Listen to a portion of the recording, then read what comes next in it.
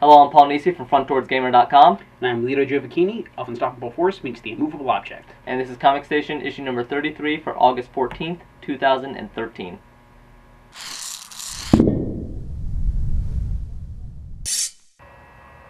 For this issue of Comic Station, we're going to kick off with the obvious big one, is from Marvel Comics, is Infinity. This is issue 1 of 6. This is going to kick off their Infinity arc, and the big new event from Marvel. Big new event. And as fitting for a big event like this, it ties in pretty much everything from the Marvel Universe. It's in true. One. Anyone that was around for the Free Comic Book Day and saw this, they did have an Infinity teaser. It kind of goes over the first 10 pages. That sounds fair, yeah. Which, of course, they made up for it by having an extra thick copy this week. So you didn't miss anything. You don't get like half the issue if you saw Free Comic Book Day. There's plenty here. Thick issue. Lots of stuff to go over. There are basically two running threads. The first thread is Thanos sends out his lieutenant, sends out a Outrider, which is this awesome creature that is an assassin. It turns assassin creature that just like phases through and turns to smoke. Smoke and mind read, has like multiple limbs, looks sort of like Venom but cooler. And I liked it as a character. I want to see more of it. Yeah, I want to see more of that. And basically they're sent out to find tributes. There is a little example, basically trying to show you an example of a world that has been found, and they put up resistance, so they were basically smacked down into the Dark Ages. Yeah. And then they come back for their tribute. Just a good job establishing Thanos as really powerful and a force to be reckoned with. Absolutely. If you're not familiar with Thanos, it sets up basically their idea of the next world that they hit.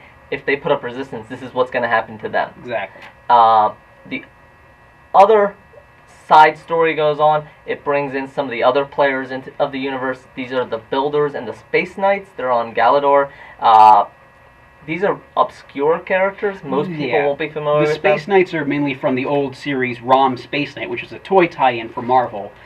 He hasn't been used because he's not licensed to them, but the Space Knights in their universe with the Wraiths are still big. They haven't actually shown up since Annihilation Conquest, though. So this just sets up that they are a threat as well. The Builders are... Yeah, the Space Knights are not the threat. The Builders are the threat. The Builders are the threat. They basically go into worlds, they raise them.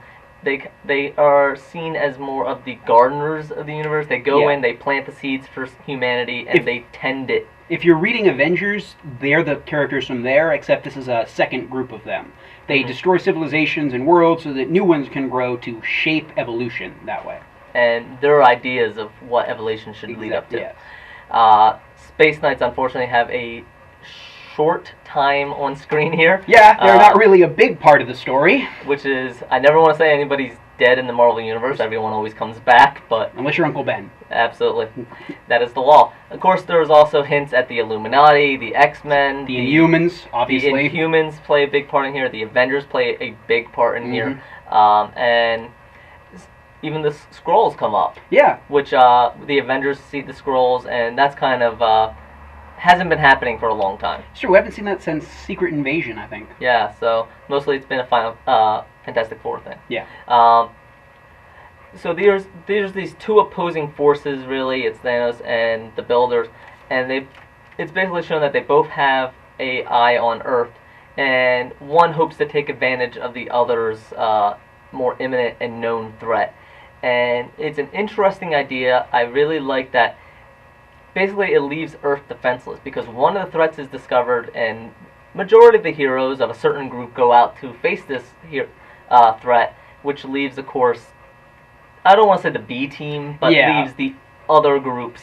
It leaves a lot of the less superheroes on Earth. People like Thor and Hyperion, the big guns, are out there to face off one of the threats. Well, the other one's going to use this to take advantage and go in to try to plunder and pillage our world. So there's a lot of moving parts, not just all the different groups, but these two little side stories leading into it. So this has a lot of potential, but because of so many moving parts and all the groups in here, it also has a lot of possibility of failing because of all the groups and all the storylines. It can easily get lost inside of itself, depending on where it goes. And the same time, it's very new reader unfriendly. If you haven't been reading Avengers and New Avengers, there's stuff in here that could easily get you lost. Yeah, you have to be familiar with the universe. Even though I haven't been reading those other series, it's okay starting point, but I know I missed stuff. Yeah. The other note in here, the artwork is great. They Great obviously artwork. put their A-team on here, as fitting a new arc start. A prestige event like this. Absolutely. All right, the next one we have. Watson and Holmes issue 2 from New Paradigm. I reviewed issue 1 in text format earlier, and so we're moving on to issue 2 here, sort of like last week. This is a very good second issue. It continues the story, but also gives us a little more insight into our characters. It shows us more into the mind of Watson, and the idea that he isn't just following Holmes blindly, but is actually questioning why he's doing it, along with raising certain possibilities. He's still a soldier from that element before, and that's brought up here in an interesting way. It is breaking a little bit away from established Holmes canon in a way that I actually like, in that Watson and Mary, who is his wife in the stories, are divorced now, and he has a son with her. Some fans might not like this if you're a purist, but for me, I think the change makes it all the better. Yeah, I think they're introducing some new ideas, and I really like the first issue. It's a fresh take on the story with enough change that they are able to make these little canon changes without feeling like they're poking a hole in it. It never feels untrue to what is the source, but it does feel like it's its own entity.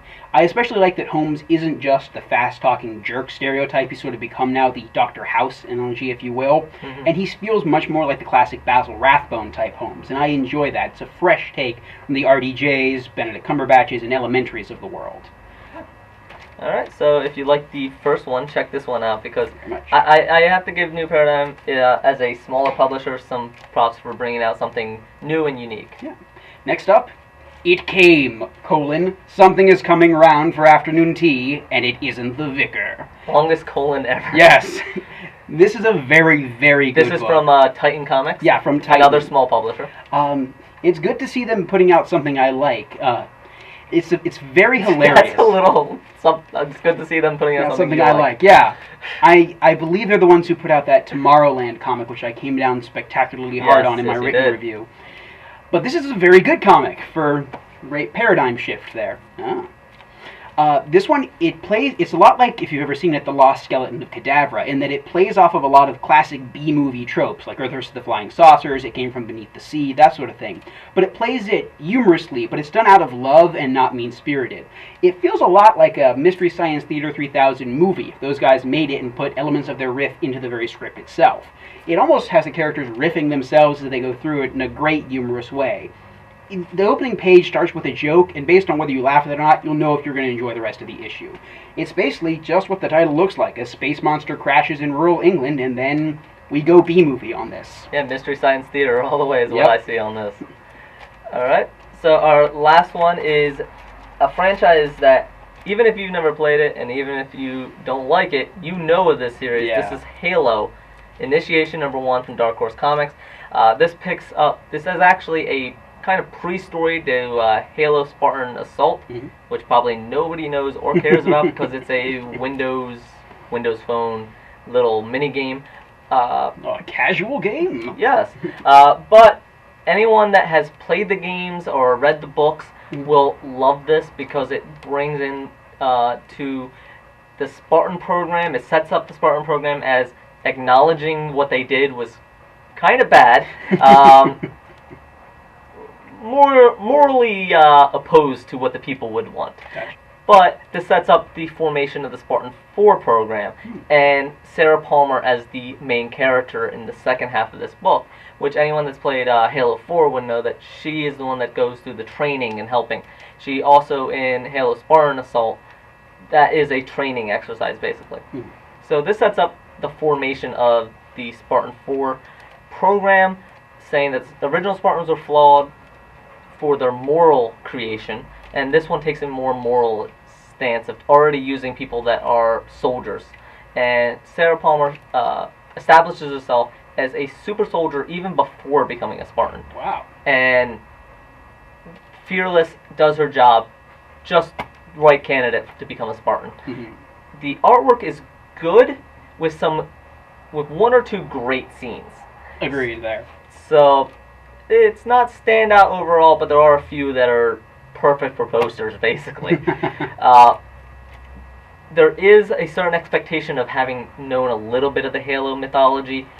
If you don't know what the Spartan program is, it may not have the same weight to it, So even though they spell it out. So this isn't really a great jumping on point? No, this is not a recommended starting point. Probably the best recommended starting point would be the novels, the books. Oh, yeah. They go into good detail, and they follow a lot of the backstory to it.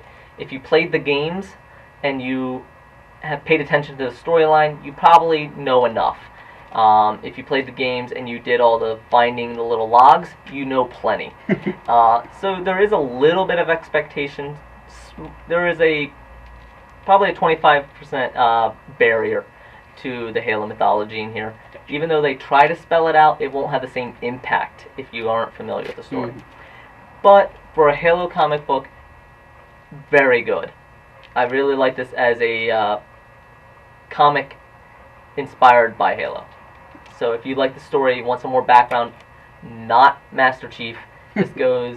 Yep, spoilers there. Yes, Sarah Palmer is the main character, at least in this, and I'd like to see her going forward. She's a strong character. What if I'm a little haloed out? Does this provide anything new or fresh on it, or is it just delving deeper into the mythology? I think if you're haloed out as far as the games, Yep. this is going to be a nice fresh start because it doesn't have Master Chief. And Cortana. And there's a little bit of the council talking to each other in the beginning, so you get a little bit of the politics in there as well. Gotcha. It's a nice flavor to it. Yeah, I'm looking forward to see. Hopefully they pepper in some more flavor of the councils. Gotcha. All right. Next up is our reviews, and we have a ton of them, so stay tuned. First up for reviews is Hunger number 2. Problem is, it has a lot of the same issues as the first one. The bigger focus is on Rick Jones than Galactus, the character on the cover of it, and there are a lot of pacing issues and way too many left open questions. The art is above average, but the story is too passive for much to recommend or really sink your teeth into. Superior Carnage number 2, however, is very, very good. Although it's more of a Superior Wizard or Superior Frightful 4 book than it is a Superior Carnage one. Not necessarily a bad thing. Not at all. The wizard is slowly losing his lucidity for reasons explained in book, and it's a treat to see, ranging around from sometimes tragic to sometimes hilarious. It's a great example of a book can turn around in the second issue and defy all your expectations. Skin Trade number 2 from Dark Horse Comics basically carries on the issues of the first one. The novelization, it doesn't take too well to comic format. One of the book's biggest problems is the complete misunderstanding of how to keep the readers in suspense or mystery. Basically, you're going to feel like you're yelling at a brick wall. It's downright amateur as far as translation. They should have changed the storyline a little bit better for the format. These 3 reviews that we just went over are actually live on the site right now, and they came out last week. The following 3 reviews are all live on the site as well, and they came out today. So look forward to the site on frontdoorsgamer.com for the full reviews. First up is Killjoys number 3 from Dark Horse. This is a very good comic. Even though it doesn't fill in new readers too well, it makes you want to know more and draws you in with its originality and creativity, putting a new spin and new energy on classic genre tropes like sci-fi, post-apocalypse, and heavy metal. I really enjoyed the first 2 issues. If you've read the first 2 issues, number 3 will be a good continuation. Number 3 is not a good jumping on point. Next is Resident Alien Suicide Blonde, also from Dark Horse. This one I had a lot of issues with. As far as a number 0 goes, it doesn't really need to exist. There's not much in it that couldn't have been covered in a number 1, or couldn't have been compressed down to fit into a different issue. It doesn't really draw you in as much as it needs to, and for a book that's a sequel and supposed to be a number 0, the thing that you read to get more backstory, there's surprisingly little of it. Yeah, they're trying to reinvigorate a series. Resident Alien was a series that was a little older. Speaking of having issues with the numbering sequence, Blood Brothers number 2 from Dark Horse Comics as well. Basically, it feels a little disjointed. It opens up with a storyline while if you had read the first issue, you know the brothers, you know their setup. This one jumps right into the middle of a kidnapping already in place, and they're already hunting down the kidnappers. So it feels a little disjointed. It kind of feels like this should have been in issue number 1, and number 1 should have been in 0 with the backstory. But they're under crunch. They only have 3 issues, really. It's a little mini-series. So I'm really wondering how they're going to wrap this up for the third one, considering where they leave off. Now, this does fix a lot of the problems with the first one, and I really think overall it's a good story. A little subdued paced, but the conspiracy, the mystery, and how they set it up really does work well. I scored this a little higher than the first one, mainly because it does a better job of moving the story along. These are all our reviews for this week. Hope you enjoyed the quicker format. Yes. Again, if you want more details, all these reviews are up on frontdoorsgamer.com. Feel free to check them out, as well as let us know if we missed anything. Would you like to see any other issues that came out this week? Did we miss anything that you want to see full reviews on? Comments and suggestions are always appreciated. Absolutely. We want to say a special thank you and temporary farewell to Lito as he goes back to school in California. So he will be continuing writing reviews, but he won't be with the Comic Station videos. And we want to thank him for all of his effort. It's been a pleasure. We will, of course, welcome him back as soon as he comes back from his breaks. This has been Comic Station issue number 33 for August 14th, 2013. I'm Paul Nisi from Front Door Gamer.